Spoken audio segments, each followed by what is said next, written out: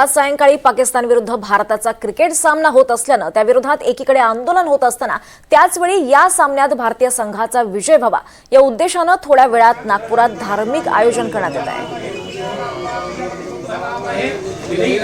अधिक माहिती घेऊयात आमचे प्रतिनिधी संजय तिवारी यांच्याकडून। संजय, भारतीय संघाचा विजय व्हावा यासाठी आता नागपुरात धार्मिक आयोजन करण्यात येत आहे, काय नेमकं घडतंय नागपुरात? अगदी बरोबर, जसं आता आपण म्हणालात की एकूणच हा सामना व्हायला पाहिजे काय यासाठी एकीकडे आंदोलन सुरू आहे, पण दुसरीकडे नागपुरात खामला येथे सिंधी कॉलनीमध्ये तरुण आणि नवयुवक मोठ्या प्रमाणात जमलेले आहेत। हनुमान मंदिराच्या बाहेर आणि हनुमान मंदिरामध्ये हवन सुरू आहे आणि अगदी म्हणजे दैविक शक्ती मिळावी, ऊर्जा मिळावी भारतीय टीमला आणि विजय व्हावा यासाठी हे सगळं सुरू आहे। आपल्यासोबत सनी संगतानी आहेत, क्रिकेट प्रेमी।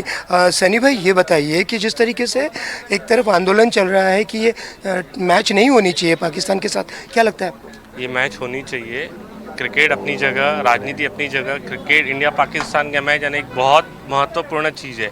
जो लोग सब अपना काम छोड़ के ये मैच देखने के लिए बैठते हैं, छोटा बच्चा हो बड़ा हो, सबको बहुत मज़ा आता है और इंडिया हमेशा लगभग जीतती है। इस बार भी जीतेगी। हमारे प्लेयर्स बहुत अच्छा कर रहे हैं, हमारे बॉलर्स बहुत अच्छा कर रहे हैं।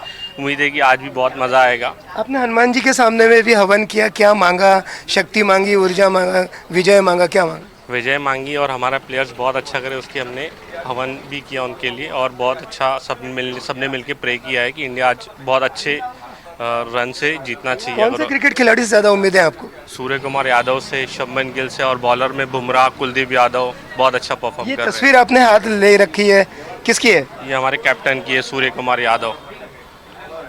तर यांना खूप अपेक्षा आहेत आज भारतीय टीमकडून। तुम्ही सांगाल काय नाव आहे तुमचं आणि काय भावना आहे तुमची? माझं नाव आहे शिशुपाल चिखले।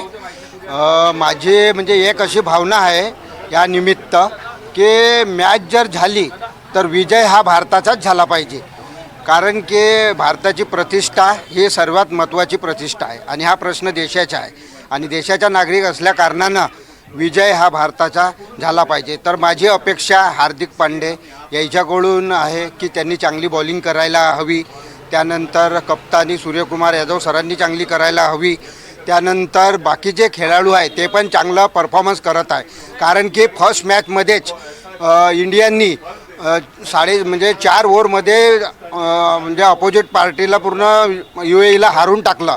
तर इंडियाचा उत्साह खूप मोठा आहे आणि देशाचा नागरिक असल्या कारणानं मी भारतीय टीमला मॅच झाली तर शुभेच्छा देतो।